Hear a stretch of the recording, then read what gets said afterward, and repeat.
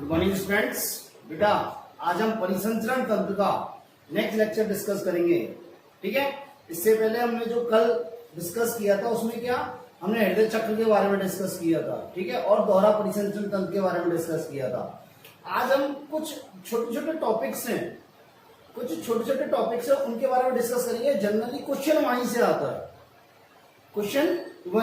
है, तो पहला आता है हृदय ध्वनि। फर्स्ट आता है हृदय ध्वनि। क्या बेटा, हृदय ध्वनि के बारे में अपन डिस्कस करेंगे। फर्स्ट हृदय ध्वनि, हार्ट साउंड। देखो बेटा, जब हमने कार्डियक साइकिल पढ़ाई थी, हृदय चक्र पढ़ाया था, तो मैंने बताया था कि हमारे जब वाल्व बंद होते, जब क्या होते हैं वाल्व कपाट जब बंद होते, तो हमें हृदय ध्वनि सुनाई देती है। क्या होती है? हृदय ध्वनि सुनाई देती है। और जनरली दो हृदय ध्वनि होती है। ठीक है, प्रथम हृदय ध्वनि और द्वितीय हृदय ध्वनि। प्रथम ध्वनि और द्वितीय ध्वनि। प्रथम ध्वनि को क्या बोलते हैं? लव। और द्वितीय ध्वनि को क्या बोलते हैं? डब।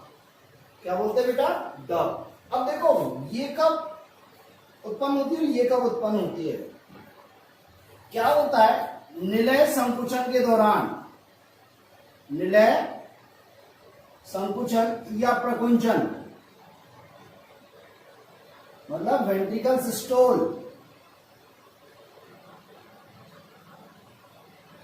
क्या बेटा? वेंट्रिकल सिस्टोल के दौरान क्या होता है? ट्राइकास्पिड और बाइकास्पिड वाल्व झटके से बंद होते हैं। त्रिवलन कपाट और द्विवलन कपाट क्या होता है? झटके से बंद होते हैं। क्या होता है? त्रिवलन एवं द्विवलन कपाट झटके से बंद होते हैं।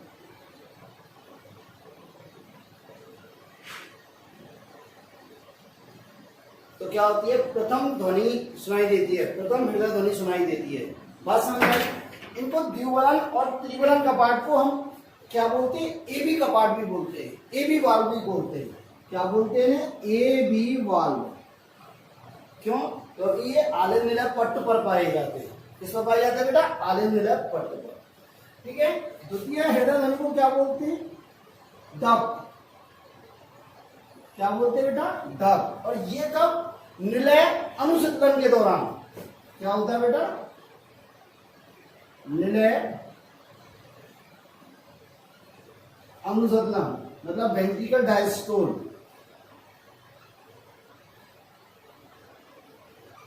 क्या बेटा? वेंट्रिकल डायस्टोल के दौरान क्या होता है कि अपन के फुफ्फुसीय कपाट और एरोटिक कपाट, फुफ्फुसीय कपाट और एरोटिक कपाट बंद होते हैं झटके से। कौन कौन से कपाट? फुफ्फुसीय एवं एरोटिक कपाट क्या होते हैं बेटा? ये झटके से बंद होते हैं।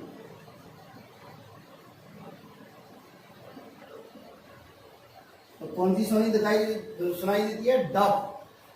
कौन सी ध्वनि सुनाई देती है? डब। इन फुफ्फुसीय कपाट और एरोटिक कपाट को सम्मिलित रूप से क्या बोलते हैं? Semi lunar valve. क्या बोलते हैं बेटा? Semi lunar valve.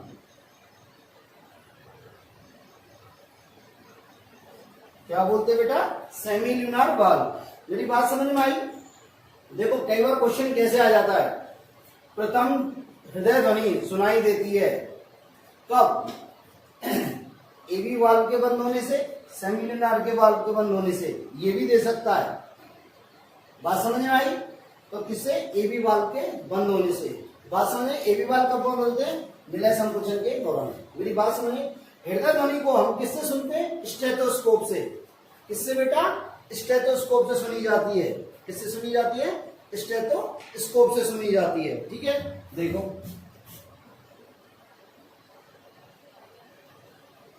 स्टेथोस्कोप होता है ना, डॉक्टर कान पे लगाता है 2 बर्ड से, और फिर वो एक बल्ब से अपने चेस्ट पे लगाता है, बोलता है सांस लो, उसे बोलते हैं स्टेथोस्कोप।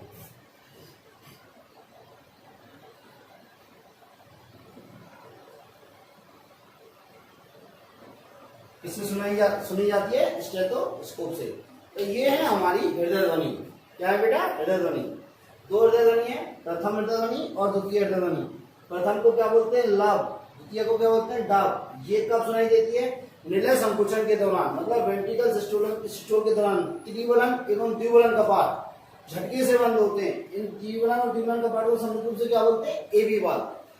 द्वितीय हृदय ध्वनि को क्या बोलते हैं? डव। ये कब सुनाई देती है? निलय अनुशीतलन, मतलब वेंट्रिकल डायस्टोल के दौरान क्या होता है कि फुफ्फुसीय कपाट और एरोटिक कपाट झटके से बंद होते हैं, तो क्या देती है? द्वितीय हृदय ध्वनि सुनाई देती है। उसे क्या बोलते हैं? Semilunar valve. क्या बोलते हैं बेटा? Semilunar valve. इन्हें किससे सुना जाता है? स्टेथोस्कोप से। किससे बेटा? स्टेथोस्कोप से। मेरी बात क्लियर है? ठीक है। तो ये हुई आपकी हृदय ध्वनि। क्या हुई बेटा? हृदय ध्वनि। ठीक है।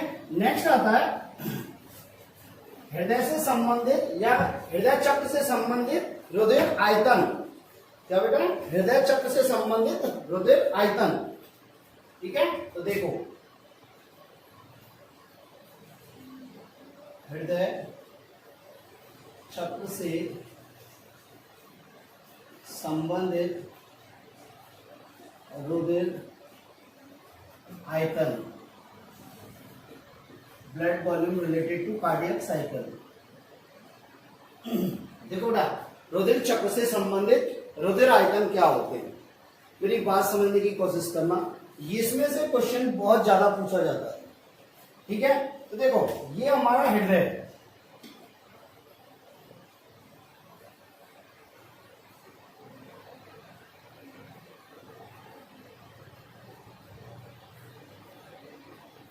ये आलिंद और ये है निलय। देखो बेटा, मैंने आपको बताया था जब आलिंद संकुचित होते हैं तो निलय क्या होते हैं? रिलैक्स रहते हैं। मतलब आलिंद जब संकुचित होते हैं तो निलय क्या होते हैं? अनुशिथिल रहते हैं। और आलिंद जब संकुचित होते हैं तो पूरा रक्त किसमें आ जाता है? निलय में। किसमें? निलय में। बात मेरी समझ में आई? किसमें आ जाता है? निलय में। तो देखो, जब निलय अनुशिथिल है, निलय अनुशिथिल है, मतलब वेंट्रिकल डायस्टोल के दौरान, वेंट्रिकल डायस्टोल के दौरान निलयों में कुल 120 ml रक्त भरा जाता है।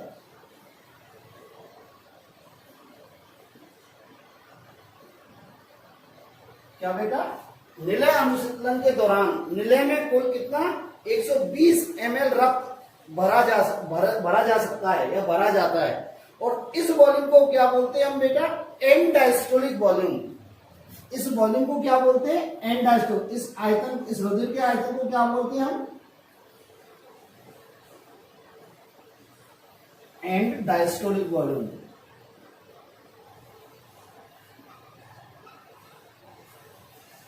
ठीक है। आपको यही याद रखना, एंड डायस्टोलिक वॉल्यूम। मेरी बात दोबारा सुनो। निलय अनुशीतलन के दौरान, क्या बेटा? निलय अनुशीतलन के दौरान निलयों में कितना रक्त भरा जा सकता है? Maximum 120 ml। कितना बेटा? 120 ml। ठीक है। और इस आयतन को क्या बोलते हैं? And diastolic volume. क्या बेटा? And diastolic volume. मेरी बात समझ में आई? अब देखो, जब निलय संकुचित होंगे, जब निलय में संकुचन होगा, जब निलय में संकुचन होगा तो निलय से कुल कितना ब्लड बाहर निकलेगा? निलय से कुल कितना ब्लड बाहर निकलेगा बेटा? 70 ml। कितना ml बाहर निकलेगा? 70 ml। तो जब निलय संकुचित होंगे तो 70 ml ब्लड निलय से बाहर आता है, बाहर निकलता है। और इस आयतन को क्या बोलते हैं? Stroke volume. इस आयतन को क्या बोलते हैं? Stroke volume. क्या बोलते हैं बेटा? Stroke volume. मतलब जब निलय में संकुचन होगा, निलय में संकुचन होगा तो 70 ml रक्त नीले से बाहर निकल जाएगा, 70 ml रक्त नीले से बाहर निकल जाएगा, जिसे क्या बोलते हैं स्ट्रोक वॉल्यूम। ठीक है, अब जो बचा हुआ है क्या है, बचा हुआ रुधिर, नीले में बचा हुआ रुधिर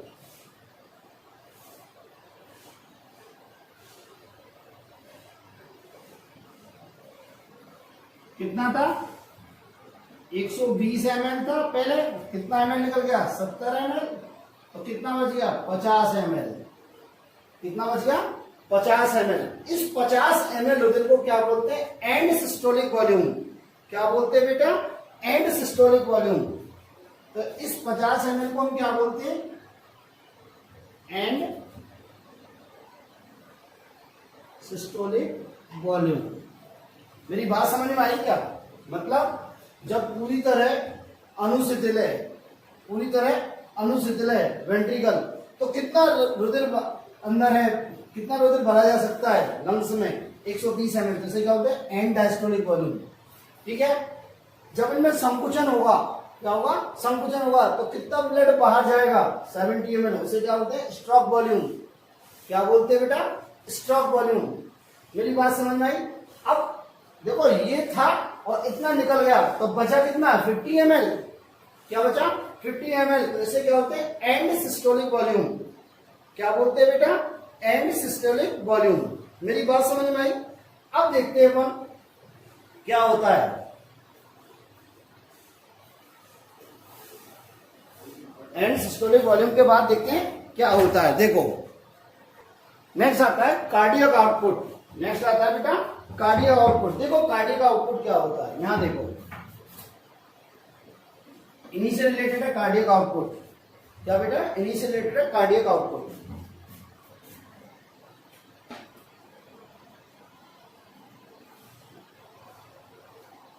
देखो कार्डियक आउटपुट का क्या मतलब होता है कि लेफ्ट नीले से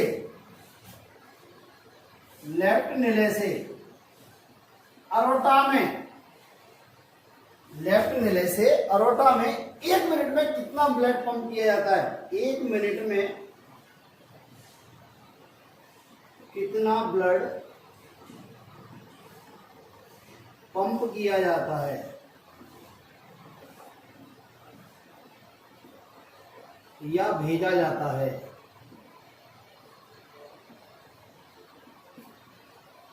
मेरी बात समझ आई।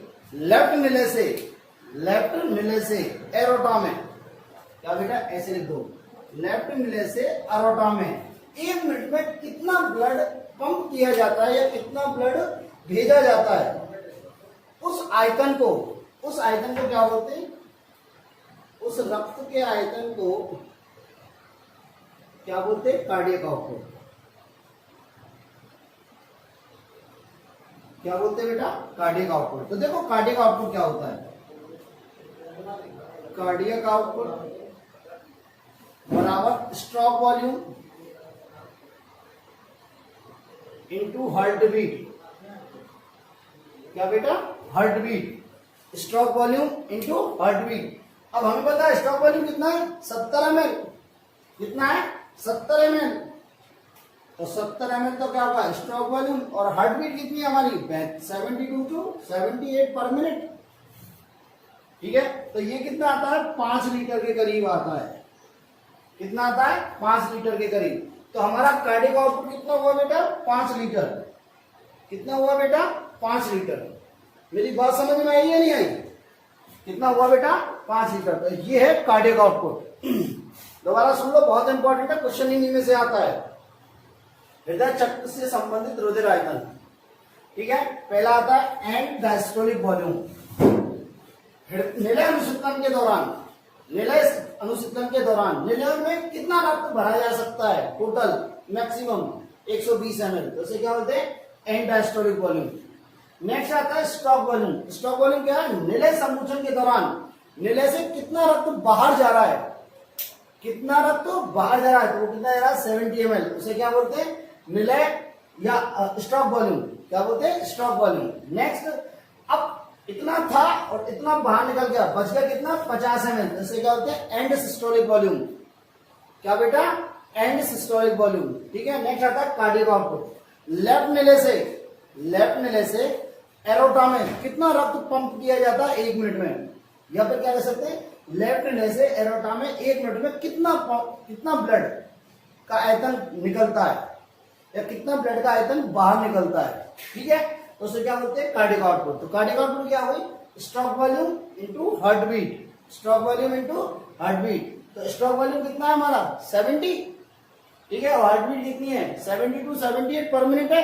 तो ये कितना हो गया 5 लीटर के करीब होता है ये। तो कार्डियक आउटपुट कितना होता है हमारा 5 लीटर। कार्डियक आउटपुट कितना होता है बेटा 5 लीटर। मतलब 1 मिनट में हृदय से, हृदय मतलब लेफ्ट निले से कितना ब्लड निकलता है 5 लीटर। ठीक है, तो ये हुआ आपका कार्डियक आउटपुट। नेक्स्ट टॉपिक आता है बेटा आपका ईसीजी। क्या बेटा, ईसीजी।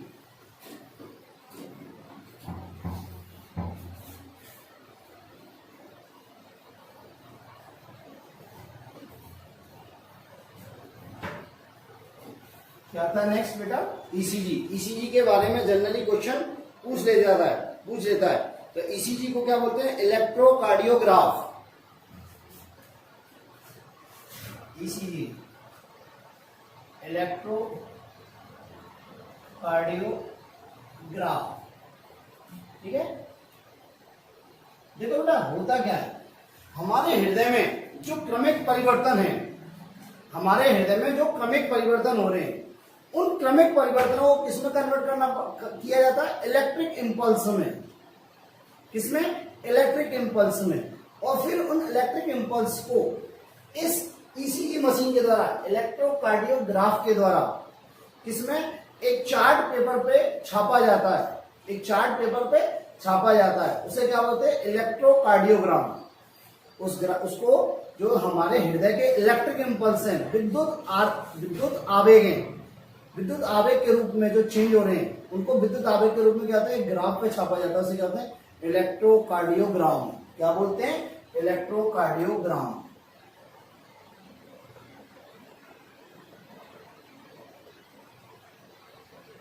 ठीक है, देखो ये कैसा होता है, इस प्रकार का होता है। देखो बेटे,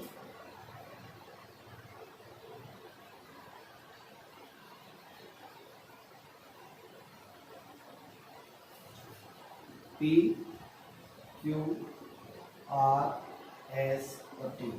आपने देखा होगा, आपने बहुत सारी मूवी देखी होंगी। मूवी में क्या होती है, ऐसी लाइन चलती रहती है, ऐसी लाइन चलती रहती है, और जब आदमी इंसान मरता है वो सीधी हो जाती है और ऐसे प्रकार से साइरन देने लग जाती है। मेरी बात समझ में आई? तो दोबारा सुनो, ईसीजी इलेक्ट्रोकार्डियोग्राफ। क्या बेटा, इलेक्ट्रोकार्डियोग्राफ। इसमें क्या होता है, इलेक्ट्रोकार्डियोग्राफ में जो हमारे हृदय के अंदर चेंजेज हो रहे हैं, कार्डियक साइकिल के दौरान जो चेंजेज हो रहे हैं, या हार्ट बीट के दौरान जो चेंजेज आते हैं, उन चेंजों को किसमें, विद्युत इंपल्स में, क्या बेटा, विद्युत इंपल्स या विद्युत संकेतों में प्राप्त किया जाता है बाहर, जिससे हृदय के बारे में, जो हृदय में जो रोग है, हृदय की जो कार्य प्रणाली है, उसको अच्छे से समझा जा सकता है। तो उसे जो किस मशीन के द्वारा उन्हें प्राप्त किया जाता है, इलेक्ट्रोकार्डियोग्राफ के द्वारा। ठीक है, और विद्युत आवेगों को या विद्युत इंपल्सों को क्या होता है, एक ग्राफ पेपर पे छापा जाता है, और उस ग्राफ पेपर को क्या बोलते हैं, इलेक्ट्रोकार्डियोग्राम। बात समझ में, इस प्रकार होता है। तो देखो ये जो पी वेव है, पी तरंग है, क्या बेटा, ये पी तरंग है, ये क्या करती है, आलिंद बी ध्रुवण को इंडिकेट करती है, मतलब आर्टियल डीपोलराइजेशन को इंडिकेट करती है। इसको बेटा, आर्टियल डीपोलराइजेशन को।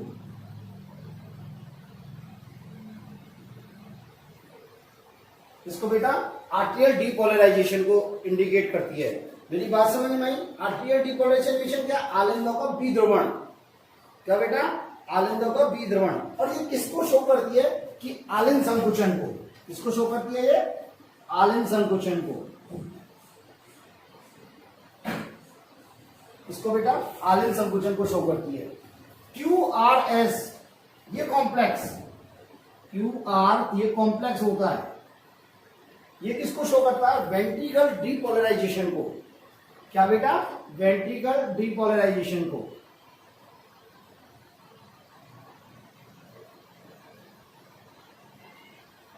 इसको करता है बेटा वेंट्रिकल डीपोलराइजेशन को। वेंट्रिकल डीपोलराइजेशन मींस क्या होता है बेटा, कि संकुचन, निलयों में संकुचन स्टार्ट हुआ है, निलयों में संकुचन स्टार्ट हुआ है, निलय संकुचन को। इसका मतलब क्या हुआ बेटा, निलय संकुचन हुआ है। क्या हुआ बेटा, निलय संकुचन हुआ है, ठीक है। और टी वेव ये होती है वेंट्रिकल रीपोलराइजेशन। क्या बेटा, वेंट्रिकल रीपोलराइजेशन।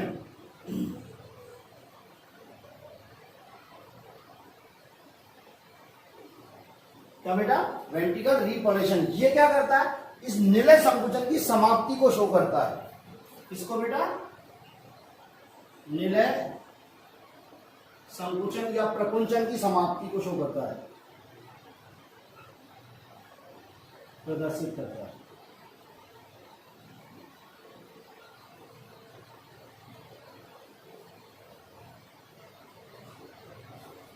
मेरी बात समझ में आई, दोबारा सुन लो। ये इलेक्ट्रोकार्डियोग्राम है, जिसमें इसको किस प्रकार, इसको पी वेव कहते हैं, इस वाली वेव को क्यूआरएस कॉम्प्लेक्स कहते हैं और टी वेव कहते हैं। ये पी वेव इसको शो करती है आर्टियल डीपोलराइजेशन को। इसको आर्टियल डीपोलराइजेशन को, आर्टियल डीपोलराइजेशन ये आलिंद संकुचन होता है। आर्टियल डीपोलराइजेशन इधर क्या होता है, आलिंदों में संकुचन होता है। बात समझ में, क्यू आर और एस ये कॉम्प्लेक्स किसको शो करता है, वेंट्रिकल डीपोलराइजेशन को। किसको, वेंट्रिकल डीपोलराइजेशन को। ये क्या करता है, निलय में संकुचन के स्टार्ट को शो करता है कि हाँ निलय में संकुचन स्टार्ट हो गया है, निलय में संकुचन स्टार्ट हो गया है। बात मेरी समझ में आई। टी वेव ये वाली वेव ये क्या करती है, वेंट्रिकल रीपोलराइजेशन को शो करती है, वेंट्रिकल रीपोलराइजेशन को शो करती है। इसमें क्या होता है, ये रीपोलराइजेशन में क्या हुआ, निलय में संकुचन समाप्ति की ओर है, मतलब समाप्त हो गया है, होने वाला है या हो गया है। बात मेरी समझाई।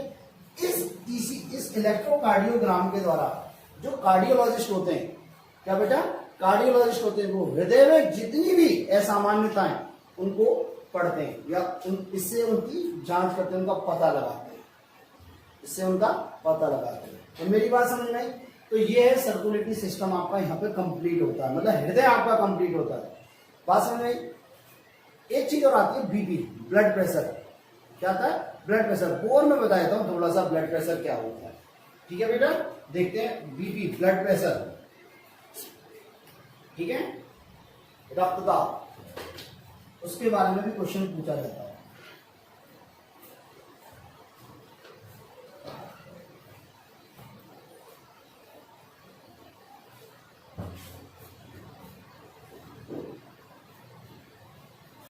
नेक्स्ट टॉपिक आता है आपका रक्तदाब। क्या आता है बेटा, रक्तदाब।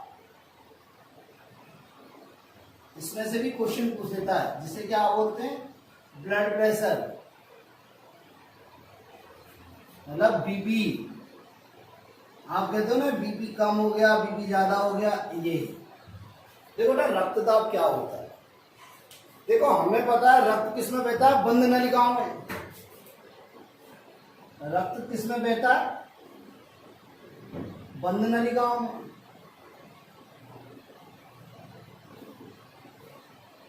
अब जब रक्त बंद नलिकाओं में बहता है, देखो ये रक्त बंद नलिकाओं में बह रहा है, तो बहते समय ये रक्त इन नलिकाओं की दीवार पर कुछ दबाव डालता होगा, कुछ क्या डालता होगा, प्रेशर डालता होगा, डालता होगा ना।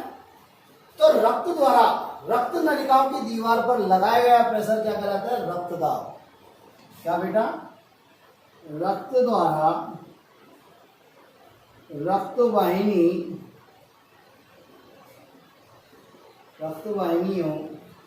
की दीवारों पर रक्त द्वारा रक्तवाहिनियों की दीवारों पर लगाया गया दाब, क्या कहलाता है बेटा, रक्तदाब। क्या कहलाता है, रक्तदाब या ब्लड प्रेशर।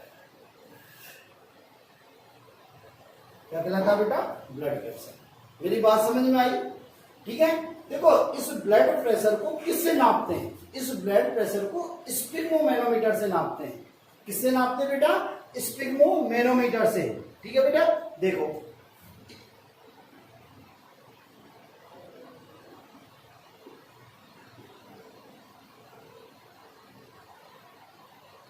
किससे नापा जाता है, स्पिग्मोमेनोमीटर से। किससे बेटा? स्पिग्मोमेनोमीटर से। और किस में नापा जाता है? ब्रेकियल धमनी में। क्या बेटा? ब्रेकियल धमनी में। हम जब भी डॉक्टर के जाते हैं, जब हमारा बीपी कम हो जाता है तो वो क्या करता है, यहाँ पे हमारे हाथ में यहाँ ऊपर एक वो बांधता है पट्टा सा, और पट्टा सा बांध के खींचता है, ठीक है, और एक पारा चलता है, ठीक है, जहां हमारा प्रेशर अप्लाई होता है। तो ये क्या होता है, यहाँ पे ब्रेकियल आर्टरी होती है। क्या होती है? Brachial artery. और जो इंस्ट्रूमेंट होता है, जो उपकरण होता है, वो उसे क्या बोलते हैं? स्पिग्मोमेनोमीटर। इससे क्या बेटा? स्पिग्मोमेनोमीटर। ठीक है। देखो बेटा, ये रक्तदाब जो होता है ना, इसकी दो अवस्थाएं होती है। एक तो प्रकुंचन दाब और एक शीतलन दाब। एक तो क्या होता है? प्रकुंचन दाब और एक होता है शीतलन दाब। तो देखो यहां लिख देते हैं, दो अवस्था होती है इसकी।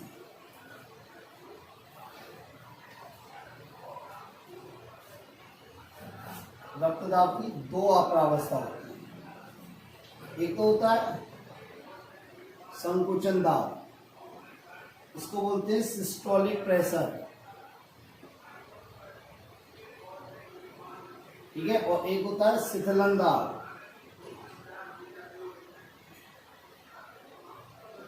इसको क्या बोलते हैं? डायस्टोलिक।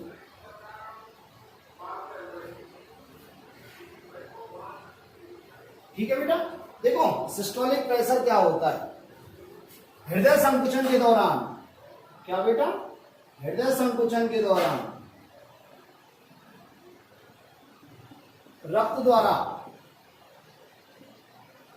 वाहिनियों की दीवारों पर, रक्त नलिकाओं की दीवारों पर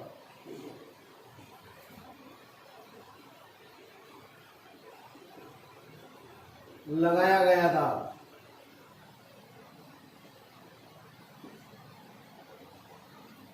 क्या बेटा?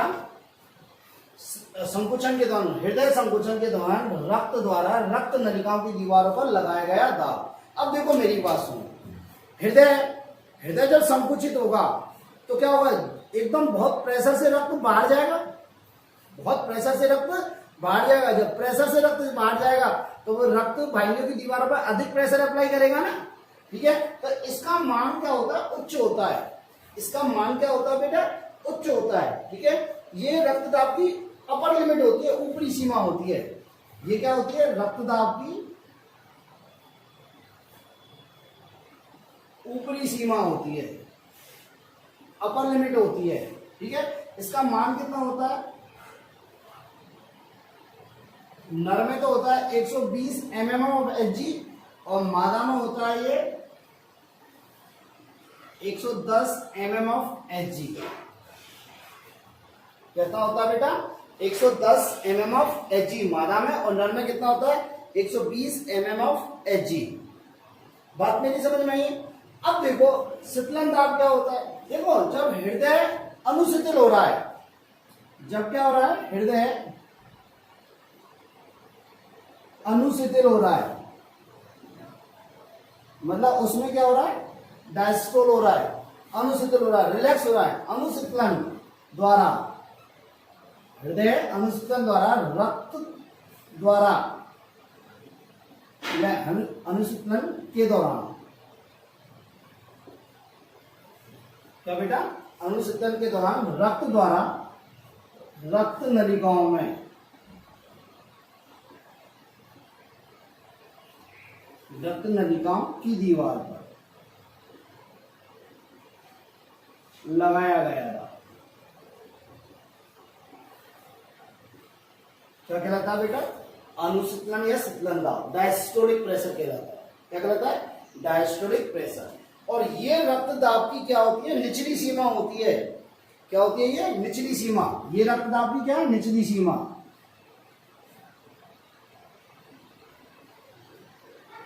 निचली सीमा है, ठीक है। और इसका मान क्या होता है? नर में तो होता है 80 mm ऑफ Hg, और मादा में क्या होता है? 70 mm of Hg, 70 mm of Hg। तो हम बीपी को कैसे लिख सकते हैं बेटा? बीपी को लिख सकते हैं इस प्रकार, सिस्टोलिक प्रेशर बटे डायस्टोलिक प्रेशर। ठीक है। तो नल में कितना हो गया ये 120/80 mm ऑफ Hg, ये mm ऑफ Hg क्या है इसकी यूनिट, और मादा में क्या हो गया बेटा ये नीचे लिख देते हैं